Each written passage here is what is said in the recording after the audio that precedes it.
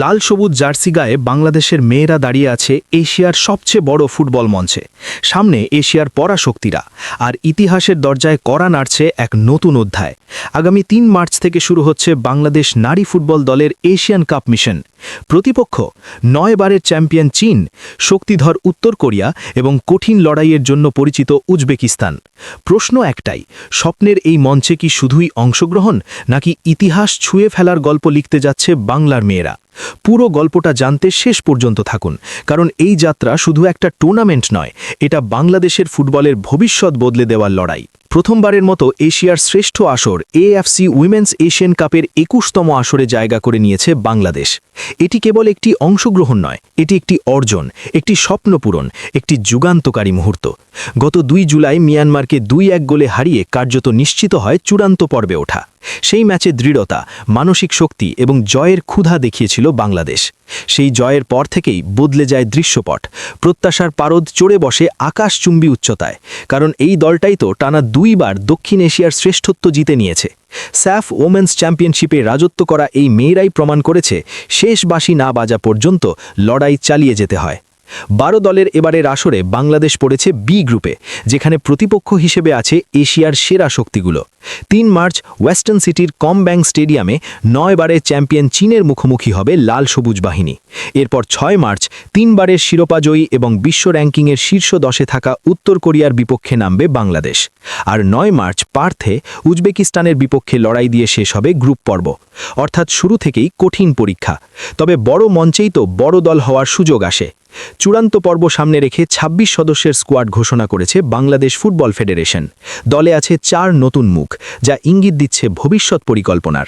বিকেএসপির হয়ে নারী লিগে নজর কাড়া উলমে কুলসুম, অনূর্ধ্ব-20 দলের লেফট ব্যাক নাদিয়া আক্তার জ্যোতি, সুইডেন প্রবাসী স্ট্রাইকার আনিকা রানী সিদ্দিকি এবং তরুণ ডিফেন্ডার উন্নতি খাতুন, এই নতুন সংযোজনগুলো দলকে এনে দিতে পারে বাড়তি গতি ও চমক।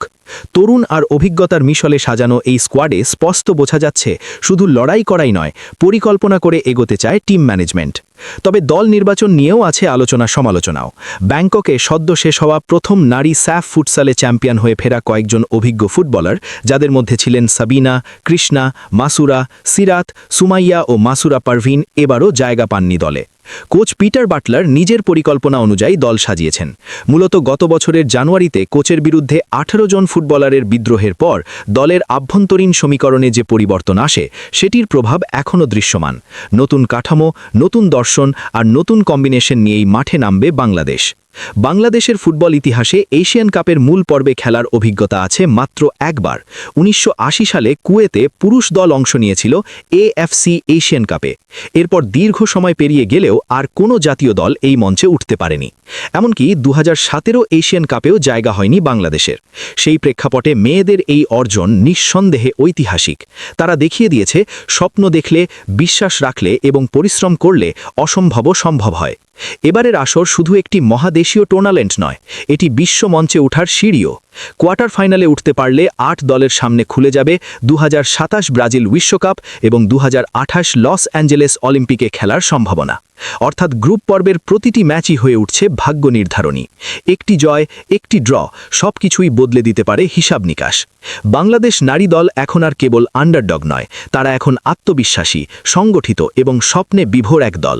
সামনে শক্তিশালী চীন, শৃঙ্খলাবদ্ধ উত্তর কোরিয়া আর লড়াকু উজবেকিস্তান। কিন্তু ভয়কে জয় করার নামই তো সাহস। বড় মঞ্চে নিজেদের প্রমাণ করার এটাই সেরা সুযোগ। প্রশ্ন হচ্ছে, লাল সবুজের এই যাত্রা কি রূপ নেবে নতুন ইতিহাসের, নাকি কঠিন বাস্তবতা শেখাবে নতুন শিক্ষা? উত্তর মিলবে মাঠে ৩ মার্চ থেকে। তবে একটি বিষয় নিশ্চিত, বাংলাদেশের মেয়েরা ইতিমধ্যে ইতিহাস লিখেছে। এবার তাদের লক্ষ্য সেই ইতিহাসকে আরও উজ্জ্বল করে তোলা। তাই চোখ রাখুন এশিয়ার সবচেয়ে বড় ফুটবল মঞ্চে, আর সমর্থন দিন বাংলার বাঘিনীদের, কারণ এই লড়াই শুধু ৯০ মিনিটের নয়, এটি একটি দেশের গর্ব, আত্মবিশ্বাস আর ভবিষ্যতের প্রতীক।